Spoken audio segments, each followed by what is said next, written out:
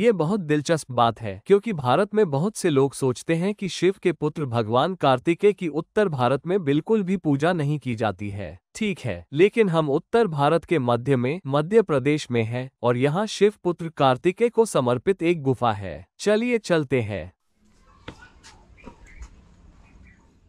जैसा कि आप देख सकते हैं, ये गुफा मंदिर बंद है और जब आप इसे जालीदार द्वार से देखते हैं, ये बहुत अजीब है। इस कक्ष के अंदर एक अनोखी मूर्ति खुदी हुई है, लेकिन कोई नक्काशी नहीं है, कोई मूर्ति नहीं, इसके आगे कुछ भी नहीं। ये सिर्फ एक अखंड मूर्ति है जो मूल चट्टान से ही उकेरी गई है। ये बहुत ही असामान्य है क्योंकि हिंदू धर्म में आपको ढेर सारी नक्काशी और मूर्तियां एक साथ देखने को मिलेंगी। यह मूर्ति अकेली क्यों खड़ी है? इस मूर्ति को किसने क्षतिग्रस्त किया है और इसे क्यों बंद रखा गया है? हम इस तक क्यों नहीं पहुंच सकते? मैं ये गेट खोलकर देखूंगा कि अंदर क्या है। इस मूर्ति में कुछ अजीब बात है, यह मिस्र की लगती है ना? ये हेडड्रेस ऊपर से सपाट है और आप देख सकते हैं कि ये दोनों तरफ से कैसे नीचे उतरता है।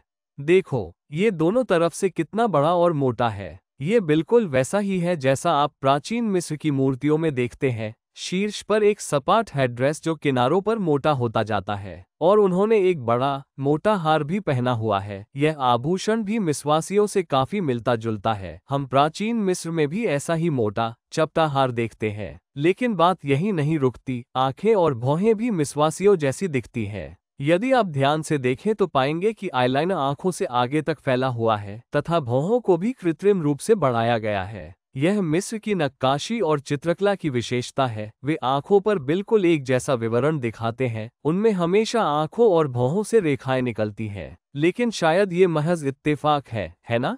नहीं, उसके चेहरे को तो देखो। देखिए, किसी ने अपनी नाक तोड़ दी है और यह हमें प्राचीन मिस्र की मूर्तियों की नष्ट हुई नाक की याद दिलाता है। टूटी हुई नाक के बावजूद अमेरिकी विद्वान जेम्स हार्ले ने कहा है कि यह 5वीं शताब्दी की सबसे सुंदर छवि है। लेकिन उसकी ठुड्डी तो देखो, ये निशान दिख रहा है, उन्होंने उसके हिस्से को नुकसान पहुंचाया है और काट दिया है। हाँ, इसीलिए आप यहाँ यह निशान देख रहे हैं क्योंकि यहाँ कुछ था और वह नष्ट हो गया है। ये दाढ़ी थी, हाँ, ये सामान्य दाढ़ी नहीं थी जैसी मेरी है। आपको उसके गाल पर एक भी बाल नहीं दिख रहा, उसकी दाढ़ी सिर्फ ठुड्डी तक ही सीमित थी। अगर मैं इसे तकनीक की मदद से फिर से बनाऊं तो ये कुछ ऐसा दिखेगा। और यही तो हम प्राचीन मिस्र की मूर्तियों पर देखते हैं। उनकी दाढ़ी होती थी, उनके चेहरों पर लगी ये नकली दाढ़ी, ये दिव्यता और राजसीपन का प्रतीक थी। और यह संभवतः कार्तिकेय की एकमात्र मूर्ति है जिसे दाढ़ी के साथ दिखाया गया है। वास्तव में उन्हें हमेशा क्लीन शेव दिखाया जाता है क्योंकि वे हिंदू धर्म में सबसे युवा भगवान है। उन्हें युवावस्था के प्रतीक के रूप में क्यों दिखाया गया है? क्योंकि वो शिव के अंतिम पुत्र है और कभी कभी उन्हें एक बच्चे या किशोर के रूप में भी चित्रित किया जाता है जिसके चेहरे पर बाल आना भी शुरू नहीं हुए हैं। इसीलिए दक्षिण भारत में उन्हें मुरुगन कहा जाता है, जिसका प्राचीन तमिल भाषा में अर्थ होता है एक आकर्षक युवक। कुछ दक्षिण भारतीय या द्रविड़ लोग तर्क देते हैं कि मुरुगन एक दक्षिण भारतीय देवता हैं जिनकी उत्तर भारत में कोई मूर्ति नहीं है, लेकिन यह मूर्ति उत्तर भारत के ठीक मध्य में मध्य प्रदेश राज्य में पाई जाती है। लेकिन हो सकता है कि इसे हाल ही में उत्तर भारत में दक्षिण भारतीयों की नकल करते हुए बनाया गया हो, है ना? नहीं, पुरातत्वविदों ने पुष्टि की है कि यह मूर्ति कम से कम 1600 साल पहले बनाई गई थी। इसे 5वीं शताब्दी ईस्वी में बनाया गया था। कुछ विशेषज्ञों ने तो ये भी दावा किया है कि ये दुनिया में मुरुगन की सबसे पुरानी मूर्ति है। उनका उल्लेख प्राचीन संस्कृत ग्रंथ ऋग्वेद में मिलता है, जिसे भारत का सबसे प्राचीन ग्रंथ माना जाता है। तो भगवान मुरुगन उत्तर भारतीय थे या दक्षिण भारतीय? हाँ, वे निश्चित रूप से एक अखिल भारतीय देवता है, लेकिन शायद उनकी पूजा दुनिया भर में भी होती होगी क्योंकि आपने अभी इस गुफा में उनके मिस्री रूप देखे हैं। कार्तिकेय की उत्पत्ति वास्तव में पृथ्वी से भी परे है। प्राचीन ग्रंथों के अनुसार कार्तिकेय का जन्म प्लेडेस तारामंडल में हुआ था, जो तारों का एक समूह है जिसमें अनेक ग्रह होते हैं। प्लेडेस तारामंडल का भारतीय नाम कृतिका है, इसीलिए उन्हें कार्तिकेय कहा जाता है। इसका मतलब है कि कार्तिकेय या मुरुगन की उत्पत्ति अलौकिक है। ऐसा कहा जाता है कि वह एक सितारा बालक है जो वस्तुतः पृथ्वी पर बुराई को हराने के लिए एक अलग तारा मंडल से आया है। लेकिन यदि वो भगवान शिव के पुत्र है तो उनकी थोड़ी पर दाढ़ी के साथ उनका रूप विचित्र क्यों है? पिछले वीडियो में मैंने आपको इसी स्थान से शिव को दिखाया था। उनकी भी दाढ़ी उसी प्रकार की बनी हुई है और वे भी मिसवासी जैसे दिखते हैं। मध्य प्रदेश में उदयगिरी गुफाएं एक बहुत ही रहस्यमय स्थल है, जहाँ कई विचित्र नक्काशी और भूमिगत गुफा प्रणालियां भी हैं। लेकिन मुरुगन के पास कौन सा हथियार है? गौर से देखो तो पाओगे कि उन्होंने एक हाथ में एक लंबी सी चीज पकड़ी हुई है और दूसरा हाथ कमर पर रखा है।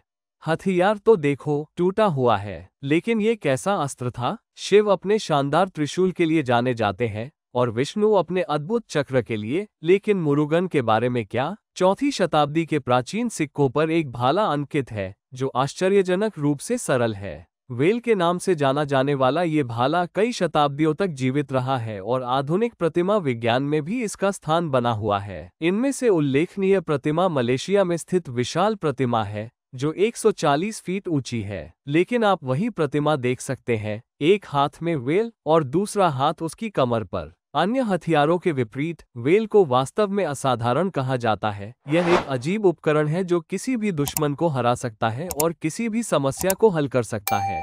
ये परिस्थितियों के अनुसार खुद को बदल भी सकता है। आज इतिहासकार और पुरातत्वविद इसे महज पौराणिक कथा मानकर खारिज कर देते हैं और नास्तिक इसे छद्म विज्ञान कहते हैं। लेकिन इस प्रतिमा विज्ञान में गहरा गूढ़ प्रतीकवाद छिपा है। वेल मन और चेतना का प्रतीक है। ये शिखा तीव्र है, ठीक वैसे ही जैसे आपका मन होना चाहिए, और यह चौड़ी भी होती है जो मन की विविध क्षमताओं का प्रतीक है, और यह गहरी होती है ठीक वैसे ही जैसे आपकी चेतना। जरा सोचिए, आप कोई भी हाईटेक हथियार बना सकते हैं, लेकिन दिमाग उससे भी ज्यादा ताकतवर है क्योंकि वो उसका जवाबी हथियार ढूंढ ही लेता है। सही कहा, हम सब जानते हैं कि दिमाग अब तक का सबसे ताकतवर हथियार है। युद्ध के समय ये बात और भी ज्यादा स्पष्ट हो जाती है। फिलिस्तीन, इजराइल और ईरान के बीच आज के युद्ध के बारे में सोचिए। प्रोपेगेंडा, जासूसी और मनोवैज्ञानिक युद्ध के बारे में सोचिए। जो भी बेहतर सोचेगा वही युद्ध जीतेगा। इसलिए वेल दुनिया के किसी भी दूसरे हथियार से बेहतर हथियार है। और यही कारण है कि मुरुगन को युद्ध का देवता माना जाता है, लेकिन उन्हें चक्र या त्रिशूल जैसे भौतिक हथियारों के साथ नहीं दिखाया जाता है। उनके पास ब्रह्मांड का सबसे शक्तिशाली हथियार मन की शक्ति है। यही कारण है कि कुछ विशेषज्ञों के अनुसार मुरुगन को सबसे बुद्धिमान भगवान भी माना जाता है। दरअसल वही एकमात्र ऐसे व्यक्ति थे जो अपने पिता शिव को ब्रह्मांड के रहस्य के बारे में सिखाने में सक्षम थे। लेकिन इस नक्काशी में एक प्राचीन प्रतीक छिपा है। क्या आपने गौर किया? इसमें छिपा नाग कहाँ है? उसके कान की लोब तो देखो। हाँ, यह एक नाग ही है। उसके कान की लोब के चारों ओर बना नाग। हो सकता है कि क्षरण और विनाश के कारण ये सांप जैसा दिखाई दे रहा हो। नहीं, दूसरे कान को देखो। हाँ, इस तरफ भी वही चिन्ह उकेरा गया है। इस देवता के कानों पर नाग क्यों उकेरा गया होगा? इसका क्या अर्थ है? यह एक गूढ़ प्राचीन प्रतीक है, एक इंद्रिय के चारों ओर उकेरा गया सांप। लेकिन मैं इस वीडियो में इसकी व्याख्या नहीं कर सकता। लेकिन जरा सोचिए, क्या सांपों के कान होते हैं या वे सिर्फ कंपन ही पहचानते हैं? और यह साइमेटिक्स और आवृत्तियों से किस प्रकार जुड़ा है? दुर्भाग्यवश पिछली कुछ शताब्दियों में इस गुप्त प्रतीक को भुला दिया गया है तथा मुरुगन की नई नक्काशी में अब उन्हें कानों पर नाग के साथ नहीं दिखाया गया है। अगर आप नाग और आवृत्ति के बीच के संबंध को समझना चाहते हैं तो थाईलैंड के फिमाई मंदिर के बारे में मेरा वीडियो जरूर देखें। मुझे उम्मीद है कि आपको यह वीडियो पसंद आया होगा। मैं प्रवीण मोहन हूँ। देखने के लिए बहुत बहुत धन्यवाद। सब्सक्राइब करना न भूलें। मैं जल्द ही आपसे बात करूंगा। बाय।